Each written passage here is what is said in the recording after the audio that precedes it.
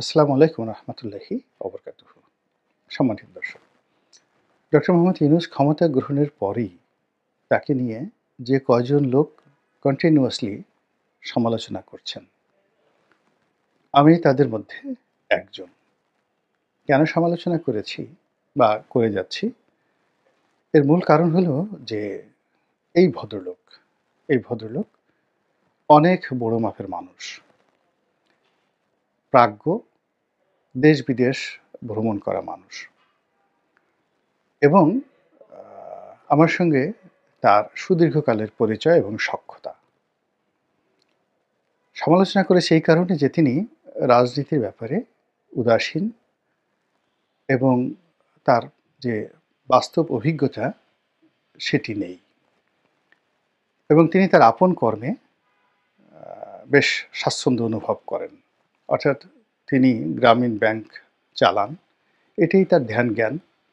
তিনি দেশের বাইরে প্রচুর ভ্রমণ করেন, দেশের বাইরে তার টুকটাক ব্যবসা বাণিজ্য আছে, বিভিন্ন প্রতিষ্ঠানের তিনি উপদেষ্টা। বিশ্বের অনেকগুলো দেশে গিয়ে তিনি নিয়মিত মোটিভেশনাল স্পিচ দেন। এই কাজগুলো করে তিনি আনন্দ পান এবং এটি তার রক্ত মাংসের মধ্যে মিশে গিয়েছে। আমি সাধারণত ট্রাভেল করতে পারি না। অফিস থেকে বাসায় ঠিক আধা ঘন্টা সময়ের জন্য যদি বাসে উঠি, এটি আমার জন্য, বা গাড়িতে উঠি, এটি আমার জন্য খুব কষ্টকর হয়। কিন্তু তিনি ভ্রমণ করতে পারেন। তার এই ৮৬ বছর ৮৮ বছর বয়সে তিনি যথেষ্ট ভ্রমণ করতে পারেন। এখন তাকে যদি বলা হয় আপনি আজকে ব্রাজিল যান, তারপর ব্রাজিল থেকে সাউথ আফ্রিকা আসেন, সাউথ আফ্রিকা থেকে অর্থাৎ দক্ষিণ আফ্রিকা থেকে আপনি আবার হরিয়ানা যান, ইন্ডিয়ার একেবারে উল্টো দিকে। তারপরে হরিয়ানা থেকে আপনি আবার ফ্রান্সে চলে যান, আবার ব্যাংককে আসেন, ব্যাংকক থেকে আবার আপনি ডেনমার্কে চলে যান। এর প্রায়, আমি যে রুটগুলোর কথা বললাম, ট্রানজিট মিলিয়ে ৪৮ ঘন্টা এক একটা ভ্রমণে থাকতে হবে। এবং ডক্টর মোহাম্মদ ইউনূসকে যদি আপনি ১ মাস এভাবে ভ্রমণ করতে বলেন, উনার মুখে চিরায়ত হাসি দেখবেন এবং উনি একটু ক্লান্ত হবেন না। এটা উনার অভ্যাস হয়ে গেছে। কিন্তু উনাকে যদি বলেন টেকনাফে গিয়ে আব্দুর রহমান বদির সঙ্গে একটু বৈঠক করেন ঘণ্টাখানেক, তারপর রাজনৈতিক দলগুলোর সাথে একটু বৈঠক করেন, একটু নিউ মার্কেটে গিয়ে কাঁচা বাজারে গিয়ে কাঁচা বাজারের লোকজনের সামনে একটু বক্তব্য দেন, দেখবেন ভদ্রলোক হয়রান হয়ে গেছেন।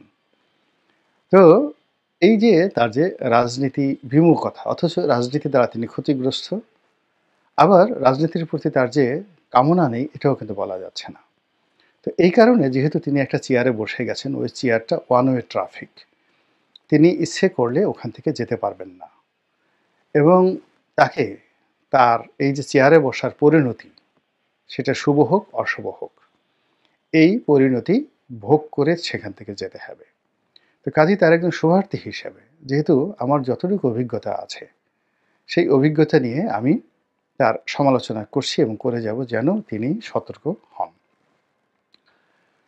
এতকাল যে সমালোচনা করেছে, সেই সমালোচনার এখন যে বাস্তব রূপ, সেই বাস্তব রূপ হলো ডক্টর মোহাম্মদ ইউনূসের অনেকগুলো সফলতা, এটা যেভাবে প্রকট হয়ে উঠেছে, আবার অনেকগুলো ব্যর্থতা সেটিও কিন্তু প্রকট হয়ে উঠেছে।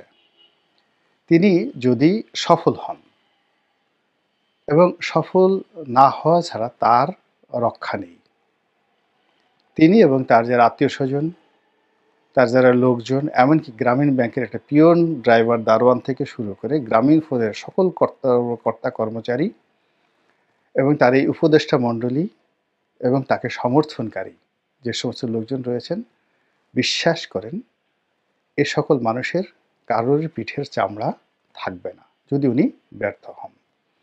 তো কাজেই যারা তাকে সমর্থন করেছেন, তাকে ডেকে এনেছেন, তাদের সবার পবিত্র দায়িত্ব তাকে নির্মোহভাবে সমালোচনা করা এবং নির্মোহভাবে তার কাজের প্রশংসা করা। তো সেই প্রশংসা করাগুলো যা তাকে ইন্সপায়ার্ড করবে, একই সঙ্গে তার সমালোচনা যদি করা হয় মান সম্মান সহকারে, যেন তিনি হতাশ না হয়ে সতর্ক হয়ে পড়েন। আমি সাধ্যমতো চেষ্টা করেছি তাকে অশ্রাব্য, তারপরে যেই আমি শেখ হাসিনাকে নিয়ে যে সকল কথা বলেছি, তার ১০০ ভাগের ১ ভাগ কথাও কিন্তু তাকে নিয়ে বলিনি। কিংবা অতীতে তারেক রহমান সাহেবকে নিয়ে, বেগম খালেদা জিয়াকে নিয়ে, বিএনপিকে নিয়ে যে কথাগুলো বলেছি, এখনও যে কথাগুলো বলি, ওইরকম ভাষায় কিন্তু আমি আসলে তাকে নিয়ে কখনো বলিনি। এর কারণ হলো তার যে বয়স, এই বয়সে অভিমানটা খুব বেশি হয়ে যায় এবং হতাশা মানুষকে খুব পেয়ে বসে তার এই বয়সে। তো সেই কারণে আমি ধীরে সয়ে তারপরে তার সমালোচনা করি, এক। দ্বিতীয়ত আমি কেবলই মাত্র তিনি ছাড়া অন্য কোনো উপদেষ্টা বা অন্যান্য যারা তার লোকজন রয়েছেন, যাদেরকে তিনি ইতিমধ্যে রিক্রুট করেছেন, সেটা দেবপ্রিয় বাবু বলেন, বদিউল আলম মজুমদার বলেন, আলী রিয়াজ সাহেব বলেন, তারপরে কামাল আহমেদ সাহেব বলেন, যাকে সাংবাদিকদের বা সংবাদপত্রের যে সংস্কার এই কাজে নিয়োজিত করা হয়েছে, তাদের সম্পর্কে একটা সিঙ্গেল সমালোচনা আমি করিনি এখনো পর্যন্ত। তারপর যারা উপদেষ্টা রূপে রয়েছেন, নাহিদ রয়েছেন, তারপরে নাহিদের সঙ্গে আরেকজন আছেন, তো তাদের সম্পর্কে আমি কোনো কথা বলিনি। এর কারণ হলো ওনারা সবাই আমার যে জ্যেষ্ঠ সন্তান তার চেয়ে ৩-৪ বছরের ছোট। তো কাজেই ওই চেয়ারে বসে আছেন, আমি কেবলই তাদের চেহারার মধ্যে আমার সন্তানের প্রতিচ্ছবি দেখি। তো যার জন্য তাকে নিয়ে কী সমালোচনা করব?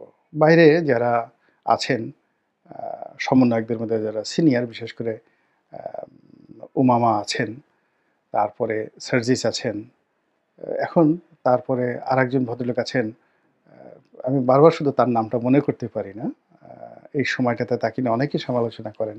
পরে জানলাম যে তিনি আমার নির্বাচনী এলাকায় বিয়ে করেছেন।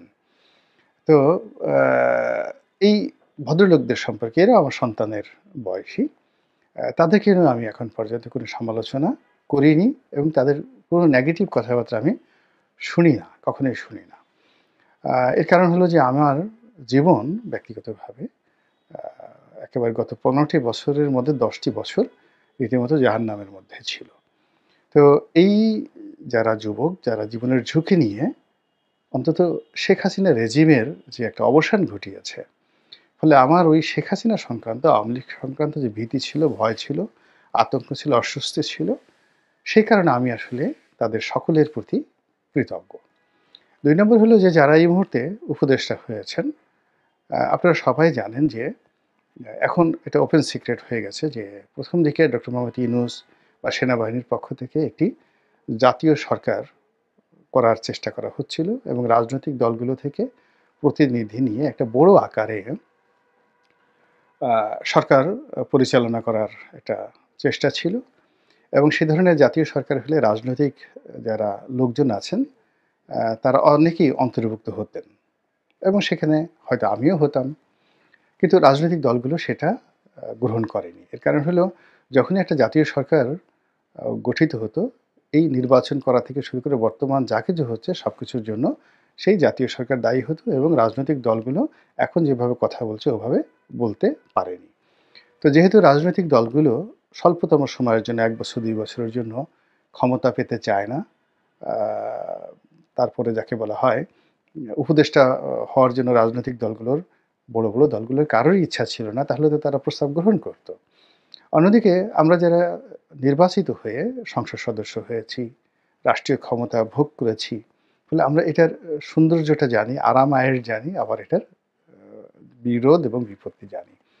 এখন যারা এই অল্প সময়ের জন্য ১ বছর, ১.৫ বছর বা ৩ মাস, ৬ মাসের জন্য হন, মূলত তাদের সবারই রাজনৈতিক ক্যারিয়ার থাকে না এবং আপনি দেখেন অতীতে যারা এই তত্ত্বাবধায়ক সরকারের উপদেষ্টা হয়েছেন, তারা কেউ কিন্তু আমাদের সমাজে ওয়েল অ্যাকসেপ্টেড হননি। কিন্তু তারা সফল হয়েছেন, কিন্তু তারপরেও এই সমাজ তাদেরকে গ্রহণ করেনি। তো সেই ক্ষেত্রে যারা উপদেষ্টা হয়েছেন, তাদের জন্য মূলত আমার বলতে গেলে এক ধরনের ভালোবাসা, শ্রদ্ধা, সহযোগিতা থাকা উচিত। কেননা যারা হয়েছেন তাদের সবারই সামাজিক জীবন, অর্থনৈতিক জীবন, পারিবারিক জীবন বিনষ্ট হয়ে যাবে আগামী দিনে। যারা রাজনৈতিকভাবে পরীক্ষিত লোক, যেমন ধরুন মির্জা ফখরুল ইসলাম সাহেব, মির্জা আব্বাস, কিংবা বিএনপির প্রথম সারির ১০০ জন নেতাকে যদি বলা হতো উপদেষ্টা হওয়ার জন্য, কেউ কিন্তু হতেন না। এর কারণ হলো তিনি যেই মুহূর্তে উপদেষ্টা হতেন সঙ্গে সঙ্গে বিএনপির সঙ্গে তার রাজনৈতিক সম্পর্কটা কাট অফ হয়ে যেত। তিনি জীবনে আর কখনো বিএনপি, আওয়ামী লীগ কোনো দলের মনোনয়ন তিনি আর পেতেন না। তো কাজেই এই সকল লোভ, এই সকল লালসা বাদ দিয়ে যারা উপদেষ্টা হয়েছেন, আপাতত তারা কাজ করছেন। কেউ হয়তো ঈর্ষাপরায়ণ হচ্ছেন, কিন্তু অন দ্য লং রানে তারা বলতে গেলে অনেকটা কুমারী পূজা হয় হিন্দুদের মধ্যে, যে মেয়ে কুমারী পূজাতে বসে তার নাকি আর জীবনে কখনো বিয়ে থা হয় না। তো এইরকম এখন যারা আসছেন তারা অনেকটা কুমারী পূজার সেই আ যাকে বলা হয় সেই উপলক্ষের মতো। তো এদের সামাজিক জীবন আজকে চিন্তা করুন, আসিফ নজরুলের অবস্থার কথা চিন্তা করুন, রেজওয়ানার অবস্থা চিন্তা করুন। উনারা আগামীতে টেলিভিশনে গিয়ে কোনো কথা বলবেন, একা একা রাস্তায় চলবেন, এটা একেবারে অসম্ভব বিষয়। তো কাজেই তাদের জন্য দোয়া করা, তাদেরকে সহযোগিতা করা, তাদেরকে ইন্সপায়ার্ড করা যেন তারা সফল হন।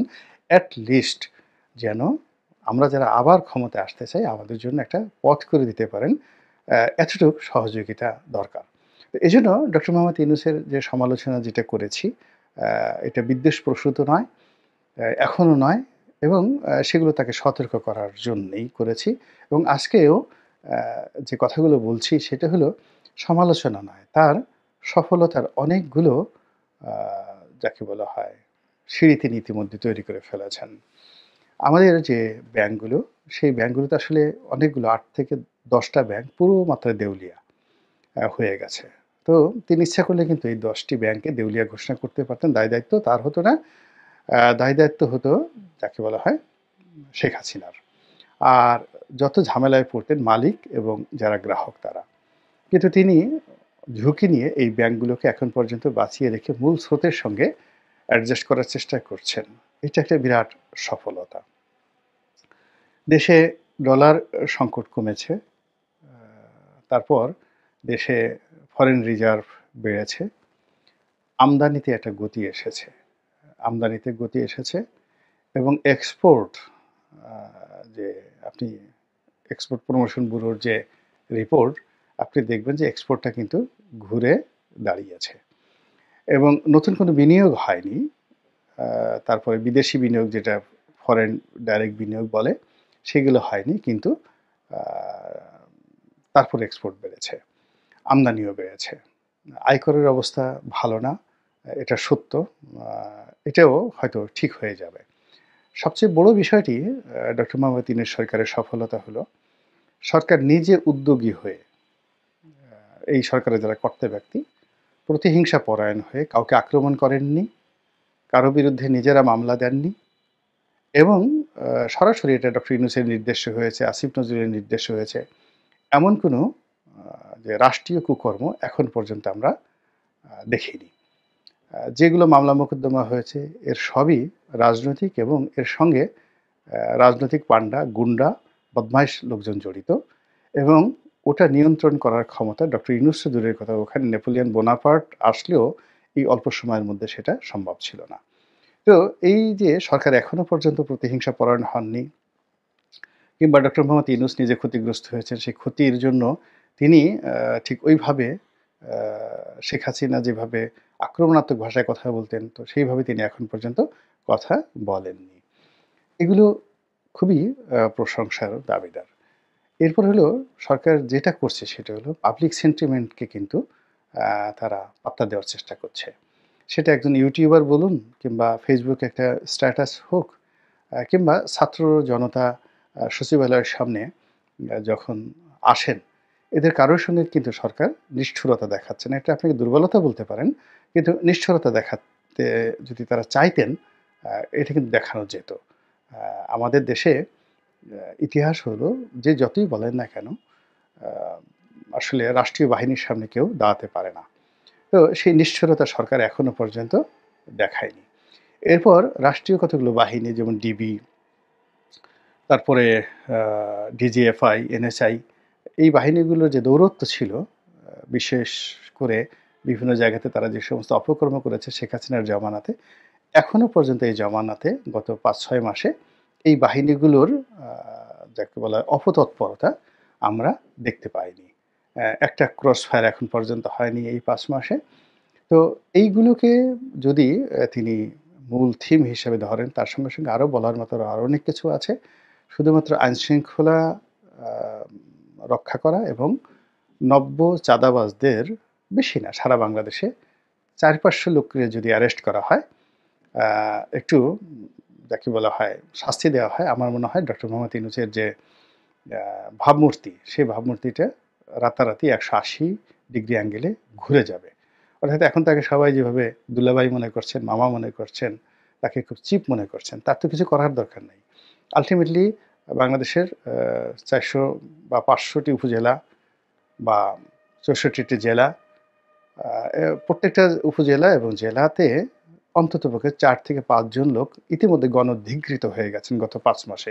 নতুন না, নিউ। এবং এদের যন্ত্রণায় মানুষ অস্থির হয়ে গেছে এবং এই মানুষগুলোকে যদি তিনি গ্রেপ্তার করেন, সেনাবাহিনী দিয়ে, পুলিশ দিয়ে যদি গ্রেপ্তার করেন এবং ২-৪ জন শুধু না, অন্ততপক্ষে কয়েকশোর অবস্থা এমন হয়ে গেছে যাদেরকে ক্রস ফায়ার দিলে এলাকাতে মিষ্টি বিতরণ হবে। শুধুমাত্র এই কাজগুলো যদি তিনি এই মুহূর্তে করেন, তাহলে সত্যিকার অর্থে তিনি যে একটা ভালো নির্বাচন করতে পারবেন, সেই নির্বাচনের পথ আরও ক্লিয়ার হবে। বিএনপিও খুশি হবে। কিন্তু তিনি যদি সেটা না করে নির্বাক থাকেন এবং বেশি ভালো মানুষ হওয়ার চেষ্টা করেন এবং যাকে বলা হয় ভাগবার জন্য পথ খুঁজেন, পালানোর জন্য পথ খুঁজেন, তাড়াতাড়ি চলে যাওয়ার জন্য অছিলা খুঁজেন, আল্টিমেটলি তিনি যেতে তো পারবেনই না। তার সঙ্গে যারা, যারা আছেন তাদের কারোরই পিঠের চামড়া থাকবে না। তার চেয়ে অনেক বড়, বড় নোবেল লরিয়েট। আপনি অং সান সুচির কথা চিন্তা করেন। অ্যা সে অক্সফোর্ডে পড়াশোনা করা, অক্সফোর্ড গ্র্যাজুয়েট লেখাপড়ার দিক থেকে। তো ডক্টর মোহাম্মদ ইউনূসের লেখাপড়া আর অং সান সুচির লেখাপড়া চিন্তা করেন। তার যে পশ্চিমের কানেকশন, আ ইউরোপ এবং আমেরিকার সাথে কানেকশন, সেই পর্যায়ে এখনো ডক্টর মোহাম্মদ ইউনূস পৌঁছাতে পারেননি।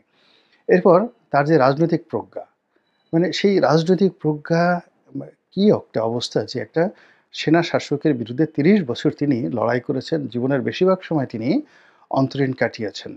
তো সেই মানুষটিও যখন ক্ষমতায় এলো বিরূপ পরিস্থিতির কারণে, তিনি কিন্তু পারেননি। তাকে কিন্তু মানে তার শুধুমাত্র একটা দুর্বলতা, তিনি কঠোর হতে পারেননি। আর কঠোর না হওয়ার কারণেই তাকে ক্ষমতাচ্যুত কিন্তু হতে হয়েছে। তো কাজেই অং সান সুচির যে পরিণতি, সেই পরিণতি থেকে ডক্টর মোহাম্মদ ইউনূস যদি শিক্ষা নেন, আশা করি তার বাকি জীবনটা ভালো কাটবে। আল্লাহ আমাদের সবাইকে হেদায়েত দান করুন, আ হেফাজত করুন। আসসালামু আলাইকুম ওয়া রাহমাতুল্লাহি ওয়া বারাকাতুহু।